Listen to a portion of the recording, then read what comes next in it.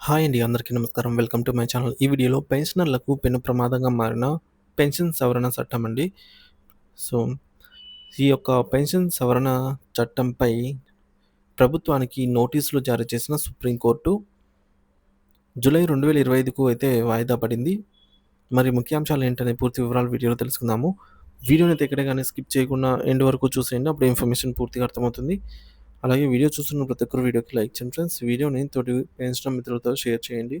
కొత్తగా చూస్తున్నవారు ఇంకా మన ఛానల్ సబ్స్క్రైబ్ కాకోకుంటే వెంటనే మన ఛానల్‌ని సబ్స్క్రైబ్ చేసుకోండి. దీని ద్వారా నేను చేసే లేటెస్ట్ వీడియోస్ అన్నీ మీ వరకు రీచ్ అవుతాయి. ఇక ఆలస్యం చేయకుండా వివరాల్లోకైతే వెళ్ళిపోదాము. ఫ్రెండ్స్ విషయానికొచ్చినట్లయితే ఇటీవల కేంద్ర ప్రభుత్వం చేసిన పెన్షన్ చట్ట సవరణ దేశవ్యాప్తంగా పెన్షనర్లలో తీవ్ర అసంతృప్తికి దారితీసిన విషయం తెలిసిందే. ఈ సవరణపై వ్యతిరేకతను తొలిసారిగా న్యాయస్థానాల్లో ఎత్తి చూపిన ఘనత ఎస్-30 పెన్షనర్ల సంఘానికే దక్కిందని చెప్పాలి. ఎందుకంటే ఈ సంఘం సుప్రీం కోర్టులో పిటిషన్ దాఖలు చేసి చట్టాన్ని రాజ్యాంగ విరుద్ధమని ప్రకటించాలని సవాల్ చేసింది. అంటే ఏదైతే పెన్షన్ సవరణ చట్టం ఉందో, సో దానివల్ల రాజ్యాంగ విరుద్ధం అని చెప్పేసి ఈ ఎస్-30 పెన్షన్ల సంఘాన్ని ఆహ్, సవాల్ చేసిందనమాట.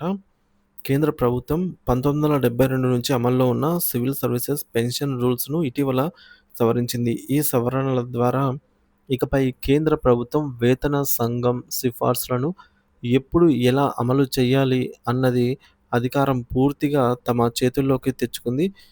గతంలో ఈ అమలు తీరులో విభిన్న రాష్ట్రాలు మరియు విభాగాలుగా అనుసరించే విధానాలుండేవి. కానీ ఇప్పుడు చట్టం ద్వారా కేంద్రానికి పరిపాలన పూర్తి అధికారాన్ని కల్పించారు. ఈ సవరణకు వ్యతిరేకంగా విశ్రాంత ఐఏఎస్, ఐపీఎస్, ఐఎఫ్ఎస్ అధికారుల సంఘం ఎస్-30 ముందుకొచ్చి చట్ట చట్టం రాజ్యాంగ విరుద్ధమని సుప్రీంకోర్టులో కేసు దాఖలు చేసింది. సో, ఇలా చేయడంలో ఇదే తొలి సంఘం కావడం ఎస్-30 పెన్షనర్ సంఘం తొలి సంఘం కావడం గమనార్హం. ఎస్-30 కేసు సారాంశం. ఎస్-30 కేసు మౌలికంగా జూనియర్ల కంటే సీనియర్లకు తక్కువ పెన్షన్ రావడం అన్యాయమని ఢిల్లీ హైకోర్టులో వేసిన కేసుకు సంబంధించి ఆ కేసులో పిటిషనర్లు అనుకూలంగా తీర్పు వచ్చింది. అయితే కేంద్ర ప్రభుత్వం ఆ తీర్పును సుప్రీం కోర్టులో ఛాలెంజ్ చేసింది. కానీ సుప్రీం కోర్టు మళ్ళీ హైకోర్టే దీనిపై నిర్ణయం తీసుకోవాలని సూచించింది. తద్వారా హైకోర్టు మరోసారి పిటిషనర్లకు అనుకూలంగా తీర్పు ఇచ్చి ఆయా అధికారి పెన్షన్‌ను సరిచేసి చెల్లించాల్సిందిగా కేంద్రాన్ని ఆదేశించింది. అప్పట్లో కేంద్రం చెల్లించేందుకు అంగీకరించిన ఇప్పుడు చట్టం ద్వారా మార్పు ద్వారా ఆ నిర్ణయాలు అమలు చేయకుండా ఉండే పరిస్థితి అయితే ఏర్పడింది. చట్ట సవరణ వెనుక కేంద్ర ఉద్దేశ్యం ఏంటి అని చూసుకున్నట్లయితే పెన్షన్ సంఘాల అభిప్రాయం ప్రకారం ఈ తాజా చట్టం స్పష్టంగా ఎస్-30 తీర్పును అమలు చేయకుండా ఉండేందుకు చేయబడింది. దీనివల్ల భవిష్యత్తులో వేతన సంఘం సిఫార్సుల ఆధారంగా పెన్షన్ల పెరుగుదలపై కేంద్రానికి పూర్తి నియంత్రణ ఉంటుంది. తద్వారా కోర్టు తీర్పులు వచ్చినా వాటిని అమలు చేయాలా వద్దా అన్నది కేంద్ర నిర్ణయంపైన ఆధారపడి ఉంటుంది. సుప్రీంకోర్టు స్పందన ఎస్-30 సంఘం వేసిన పిటిషన్‌ను సుప్రీంకోర్టు పరిశీలించి కేంద్ర ప్రభుత్వానికి నోటీసులు జారీ చేసింది. ఈ కేసును ఎందుకు విచారణకు తీసుకోవద్దో వివరణ ఇవ్వాలి అని కేంద్రాన్ని ఆదేశించింది. తదుపరి విచారణ జూలై 2022 పేర్కొంది. ఇది మనకు సంబంధం లేకపోతే అనే సందేహంపై వివరణ.